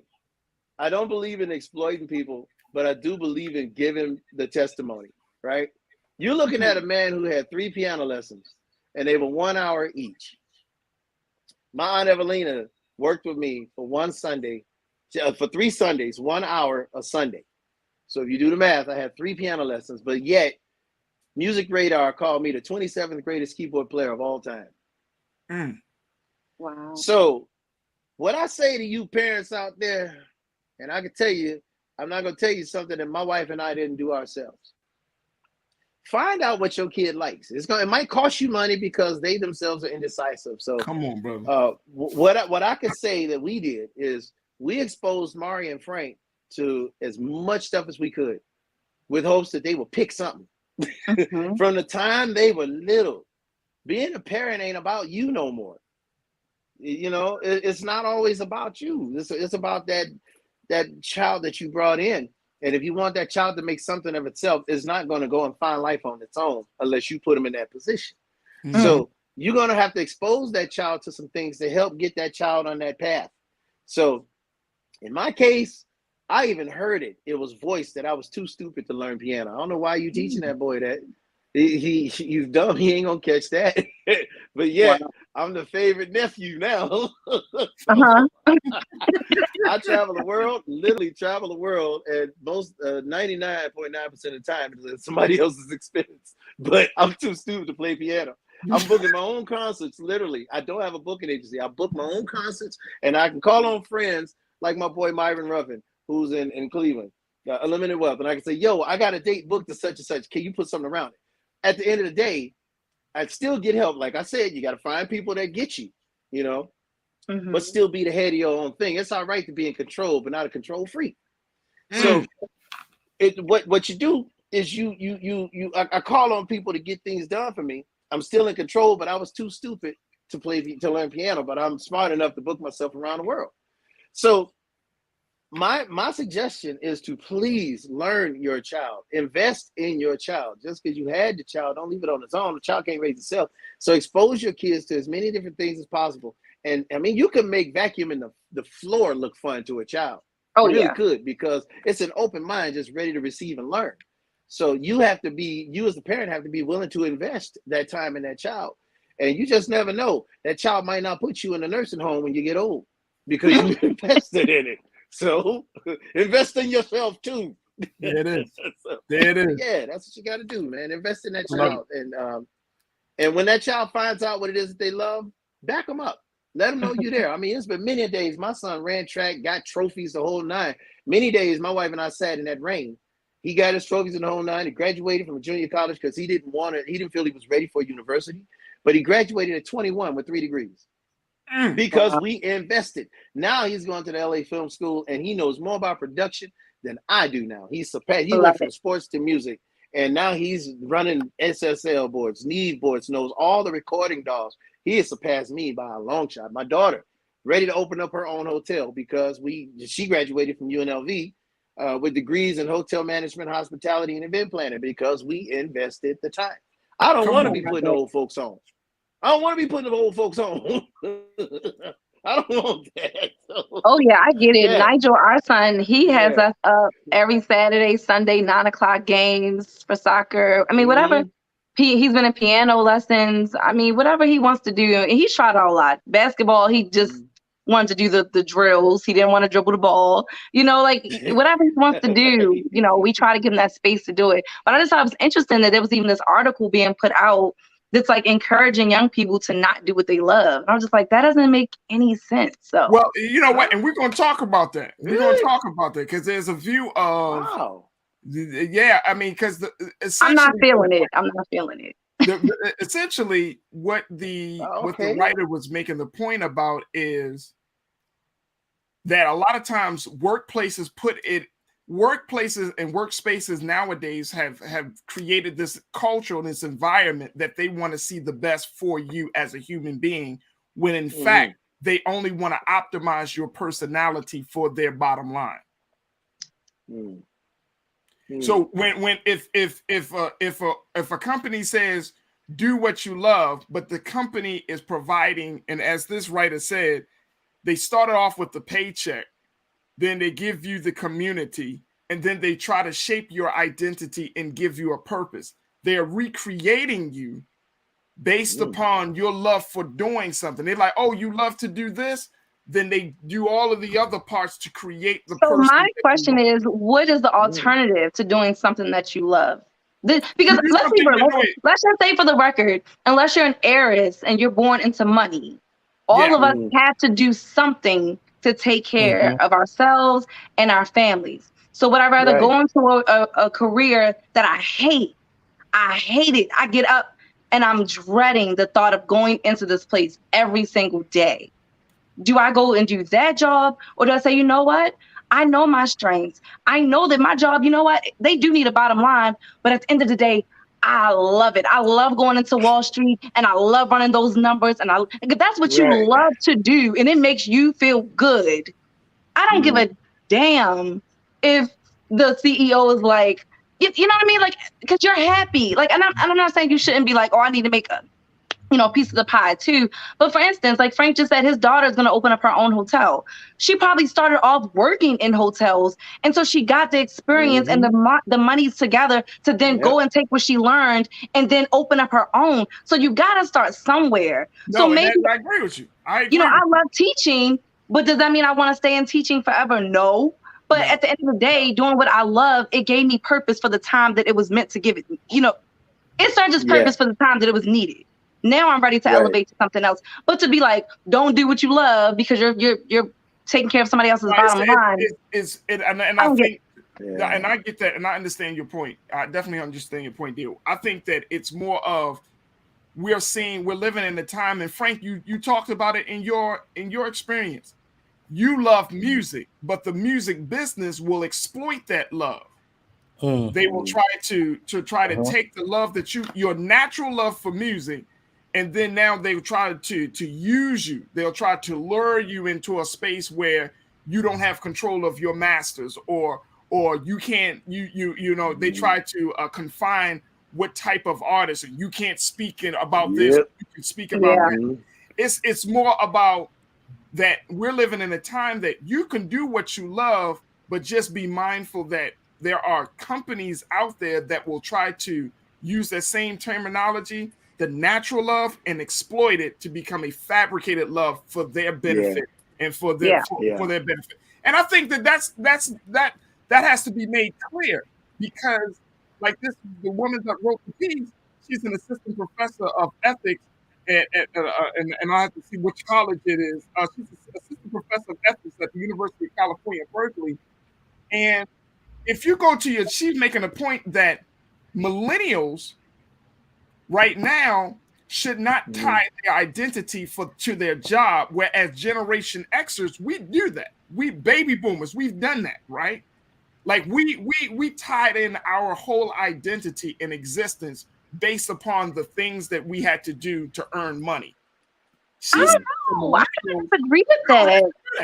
I think that my generation, millennials, I think that we're the generation that's saying, I don't want to just get a job for a paycheck. I know so many baby boomers who hated their careers. They just did it because it brought a stable income and a paycheck. They worked at that state job or that factory job or that office job for 30, 40, 50 years and never loved it. They never loved that job. They just did it because it got them their home. It got them to put their kids through college. They're not.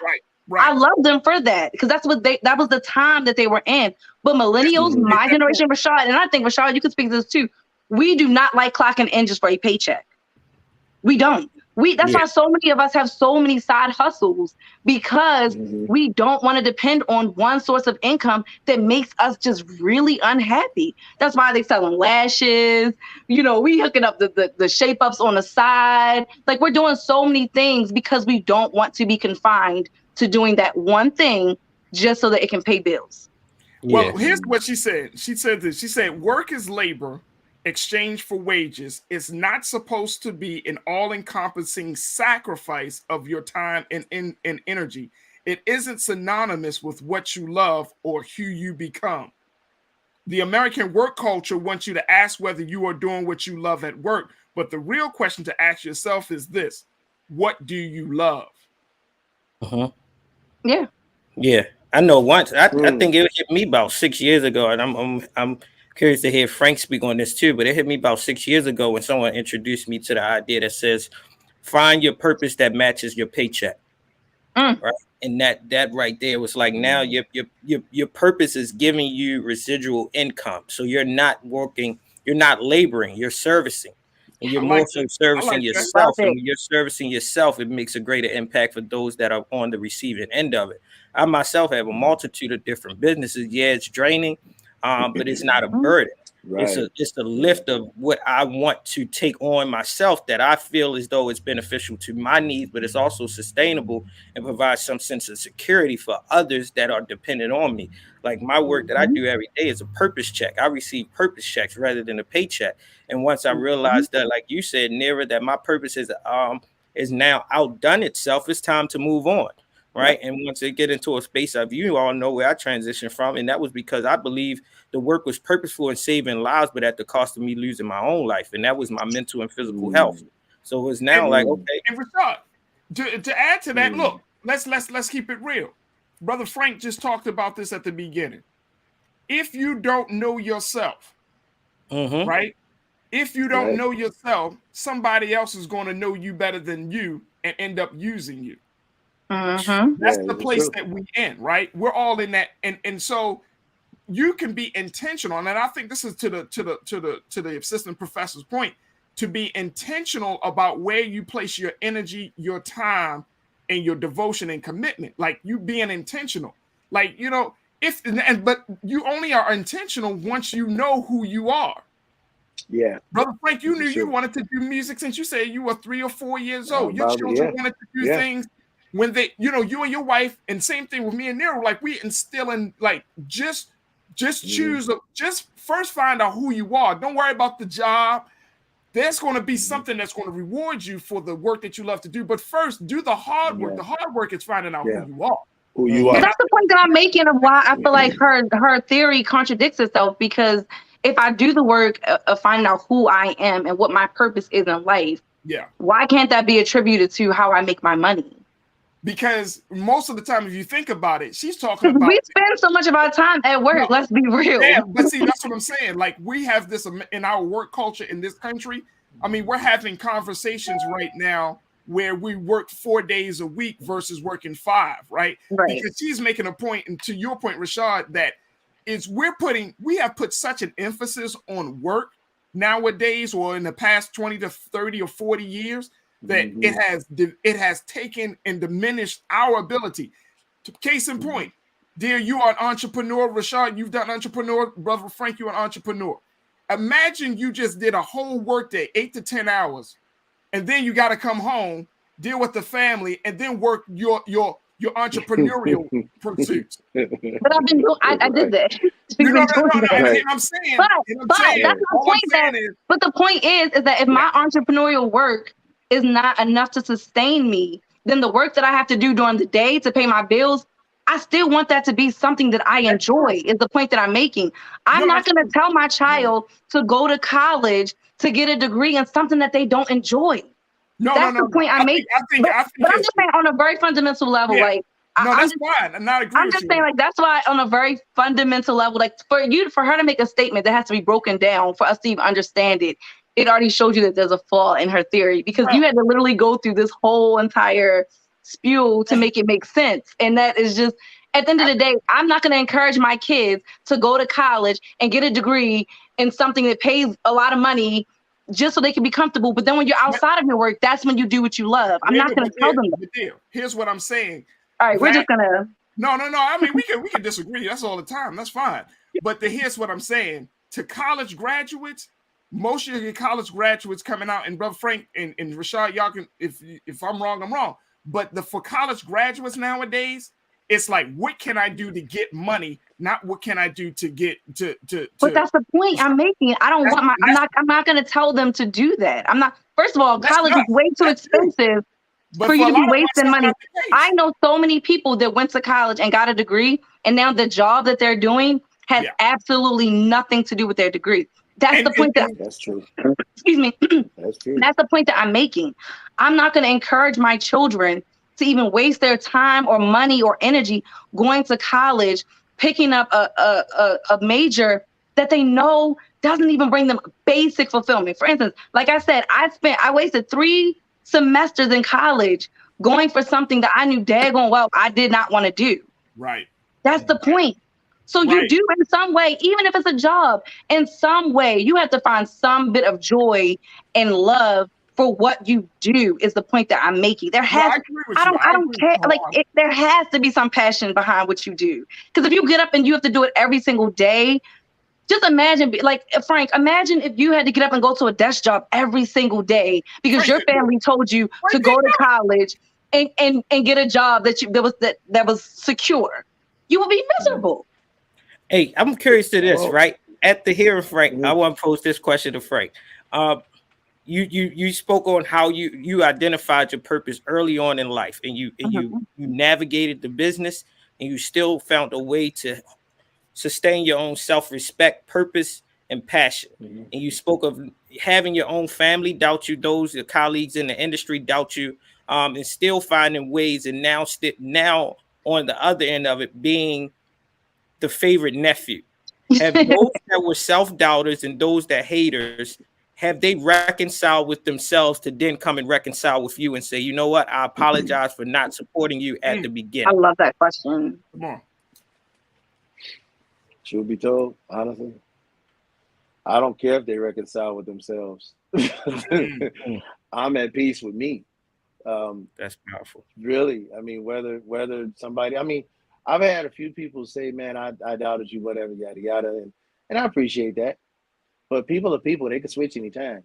And it's not that I believe in nailing people to the cross over and over again. It's just once you show your colors, I know what you're made of. But I am a forgiving person. I like to laugh a lot in the whole nine. But, you know, there's a brother inside of me named Cleveland Brown. Once you come across him, he's going to tell Frank something different. But I am a very forgiving person. You know, I've even had clubs doubt me. And then when it comes circling back around, and when they came back around, okay, now you see I got a fan base. Well, now I got to raise the price on you, you know? And I hate to have to do that. But at the end of the day, once I found peace within me and I knew that I was on the right track for me, I didn't give a damn what nobody thought. I don't care what anybody cares about or thinks about when it comes to me. And it's not that I'm being cold or nothing, but I got to protect this right here, man. Once It this is, is brother. gone, this is gone. Yep. Once this is gone, I'm a vegetable. So I can't let that dirt get in, man. I can't let the contamination in. And believe me when I tell you, I ain't perfect, man. I had to detox that. I had to detox all of that. I had to unspeak what was spoken over me. I had to erase it. You got to erase that stuff, man. And one thing Bishop Noel Jones said, Bishop said that sometimes your plane got to come down. You got to bring the plane down to drop off all the dead weight. And most of the dead weight is up here. So you got to center yourself, get yourself together. And what the things that were spoken over you, the things that's going through your mind that's not causing you to prosper, you got to get rid of it, man. And it starts in your mind. If you guys don't mind me speaking on the topic a minute ago. Yeah, sure. Go ahead, my friend. Sad to say, if it's something that we all have to do that we don't like, if it's something that we all have that we all choose to do that we love to do, there's a business or politics tied to it. Either way you go. So you're going to have something to deal with in any walk of life that you choose, whether it's something you love to do it, or something you love to do rather, or something that you hate to do. There you go. So if I'm going to have to deal with politics and foolishment in whatever walk, let it be something I love to do. Because if I love to do it, that gives me the balance to do it. That's true. Now, when it comes to people doing what they have to do that they hate to do, that's why we have all these drivers trying to run you off the road. They're taking that frustration out on you. Fact. Because they don't have an outlet. They don't have you know what, the world is so damn mean right now because of all that we have to face on top of having to do work that we don't want to do to have to survive, not live. There's a difference in the two. Yes, sir. And I'm telling you, man, these people, I can't, that was a time I used to be able to point to the car next to me and say, yo, your gas door is open. Your gas, the door to your gas cap, you know, it's open. You got to close. Man, they cut eyes at me now. and I'm not racist, but don't let them be white. And I'm not racist. Don't let them be white. They think I'm trying to kill them. And I live in LA, man, so I got to be real careful with it. Nowadays, I can't tell a person that their door is cracked, you know, because everyday life is just wearing people out. And then you have to do everyday life doing something you hate to do every day, all day. Come on, they brother. take it out on people around them. So at least if you were doing something that you love to do and have to deal with the politics on it, you have to deal with the politics in it. You got to deal with the haters in it. At least you enjoy doing what you do. That'll give you the balance and the strength to deal with those that try to make it hard for you. At least you got that to lean on. But if you got negative and negative, you ain't getting no positive out of that I know. Nothing from nothing, leave nothing. So, come on. At least give me something if you want to be with me. There it is. Hey, brother Frank, I got to stop the conversation right here, but I want to thank you so much, dear brother, for your time with us today. Thanks for having me. I appreciate it. Hey, brother, you are, and if folks aren't aware of you as an artist, you as a musician, you as the connector, the bridge, I hope that they learn the power of who you are. Check it out. This is his band camp, folks. We want you to take a look at that. There's a lot of music, man. There's a lot of music. That's because I don't believe in taking in what people try to throw on me. You know how many times I've been told, man, you're getting too old, you can't put out music, and oh man, the times are changing, you can't keep up. Man, go on the hell with that. Just go on out and beat that and I cast it on the hill. Because at the end of the day, I'm not saying it's in arrogance, I'm saying it in confidence. There's a difference. I have timeless music. People are still listening to Love Stories like it just released last year. And Love Stories is 22 years old. It came out March of 2000. People are still talking about Straight from the Vault. Came out in 2004. I mean, people are coming at me saying that my music has changed their lives, stopped them from going to jail, stopped them from killing somebody. I sang this song to my wife when I got engaged with her. I sang, we danced to this song at our wedding. That is my purpose. If I never get a Grammy, I mean, like you said about degrees, sister, I know folks with Grammys that ain't eating. Okay. So I could care less about the accolades and crackolades. If God bless me with that, then so be it, and I'm grateful for it. But if he doesn't, the greatest reward I can get is for somebody to tell me what my music did for them. There it is. That's power. So yeah, So I encourage everybody to go to that Bandcamp and buy a 2 of everything. And bless you. FrankMcComb.bandcamp.com. Brother Frank, you're always welcome to go to FrankMcCombMusic.com. FrankMcCombMusic.com. Everything is there. Social media, Bandcamp, everything. Everything is there. Yeah, that's FrankMcCombMusic.com. Brother Frank, you know you're always welcome to join us, brother. Anytime you drop a new album, new project, anything you're doing, we would love to have you back on, brother. We could do a part 2 with this, man. But see, when we do a part 2, it could be even more raw, and I had a real stuff in here next time. You might get more out of it. I'm from Cleveland, boy. This is pink. I like brown. And I ain't talking about coffee and Coca-Cola either. Love it. Love it. Frank McComb, thank you so much, sir, for being so good for the culture. Right on, y'all. I appreciate you. Y'all be cool. Man. Absolutely. Absolutely. All right, folks. I want to thank my culture crew, Nira, Rashad. Thank you so much. You know, hopefully y'all doing something y'all love by being on the show. So I appreciate y'all so much for being so good for the culture. Thank you. Thank you. Thank you. Keep up the great work, Nira and Rashad. Thank you. See you, Rashad. All right, folks, that's going to do it for me. Look, very quickly, you know what we do. Check this out. Black music, Black owned media. This is what we do each and every day. Make sure y'all check out blackstarnetwork.com to continue to support us, man, and support the work that we're doing each and every day. The artistry, the conversation, everything can be supported and seen and felt and experienced at blackstarnetwork.com. Your financial support going through all of these platforms. And if you say no financial support, make sure you're sharing it. Let people know you can download the network site for free, and make sure that you continue to support Black-owned media, unfiltered, unadulterated, and unapologetically Black each and every day. So we truly, truly appreciate your support. To my culture crew online, thank you. Thank you so much for your continued support, your comments, your insight, your analysis of everything. We want to thank Mr. Politics, Hassan Giordano, as well for joining us today, and our very special guest, Mr. Frank McComb. That's going to do it for me. Stay tuned. Up next at the 6 o'clock Eastern Standard Time, this big brother Roland Martin with Roland Martin Unfiltered. As always, never be afraid to challenge what's wrong. Stand for what's right while being yourself in the process. God willing, we'll talk tomorrow for another exciting edition of The Culture right here on the Black Star Network. Big shout out to my team, Joel, Shannon, Ariel, King Keenan. Thank you for making this show and broadcast possible today. Talk to you tomorrow, folks. Peace.